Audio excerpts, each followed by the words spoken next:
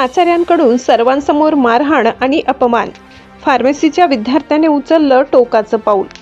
जळगाव जिल्ह्यातील Gulabrao Devkar college of pharmacy इथं घडलेली ही घटना संपूर्ण शिक्षण क्षेत्राला हादरवून सोडणारी आहे. द्वितीय वर्षाचा विद्यार्थी श्याम प्रभाकर पाटील, वय केवळ 20 वर्ष. 2 विद्यार्थ्यांमधील वाद मिटवायला गेला, पण त्याचंच आयुष्य संपलं. महाविद्यालयाचे प्राचार्य योगेश पवार यांनी सर्व विद्यार्थ्यांसमोर श्यामसह तिघांना मारहाण केली. अपमान झालेला श्याम सहन करू शकला नाही. त्याने स्वतःच्या आयुष्याचा शेवट करण्याचा निर्णय घेतला. गळफास घेऊन त्याने आत्महत्या केली. आणि हो, आत्महत्येपूर्वी त्याने खिशात एक सुसाईड नोट ठेवली होती. त्या नोटमध्ये लिहिलं, माझी स्टोरी इंस्टाग्रामवर टाक. जो ही ओळ ऐकून कोणाचंही मन हेलावून जाईल. या घटनेनंतर जळगाव शहरात खळबळ माजली आहे. संबंधित प्राचार्याविरुद्ध रामानंदनगर पोलीस ठाण्यात गुन्हा दाखल करण्यात आलाय. पोलीस अधीक्षक डॉक्टर महेश्वर रेड्डी यांनी स्वतः माध्यमांना घटनेची माहिती दिली असून पुढील तपास सुरू आहे. विद्यार्थ्यांवर अन्याय, अपमान आणि दबावाची साखळी आता थांबायला हवी. शिक्षक म्हणजे प्रेरणास्त्रोत, पण जेव्हा तेच हात उचलतात तेव्हा विश्वास तुटतो.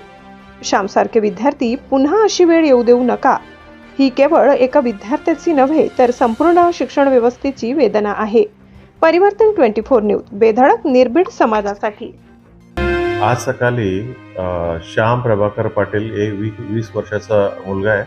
हा सुसाईड केलं म्हणून इन्फॉर्मेशन मिळाल्यावर त्यांचा जिथं सुसाईड केलं होतं, एक पेईंग गेस्ट आहे रामानंद पोलीस स्टेशन हद्दीमध्ये, तिथं आपला पोलीस गेलं आणि त्या मुलांचं सुसाईड केलेलं बॉडी हॉस्पिटल पाठवलं आणि ते पूर्ण रूम शोधल्यावर एक सुसाईड नोट मिळाल्या होत्या.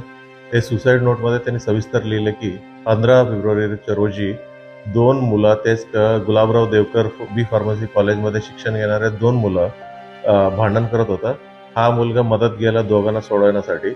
मग मदत गेल्यानंतर ह्याला देखील म्हणजे ते 2 मुलांकडनं छोटी मोठी मारहाण झाल्या होत्या. या विषयावर जे गुलाबराव देवकर बी फार्मसी कॉलेजचे प्रिन्सिपल आहे, प्रिन्सिपलला हे तिन्ही मुलांना बोलून घेतलं आणि सर्वांसमोर ह्यांना मारहाण केलं होतं म्हणते. ते मारहाण केलेलं या विषयावर त्यांना खूप इमोशनली डिस्टर्ब झाले होते.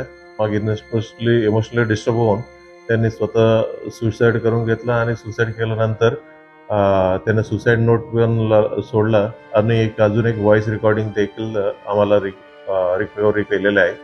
जे प्रिन्सिपल आहे त्यांच्या विरोधात आम्ही अबेटमेंट टू सुसाईड, आत्महत्या प्रवृत्ती करण्याचा गुन्हा दाखल करण्यात आलेला आहे.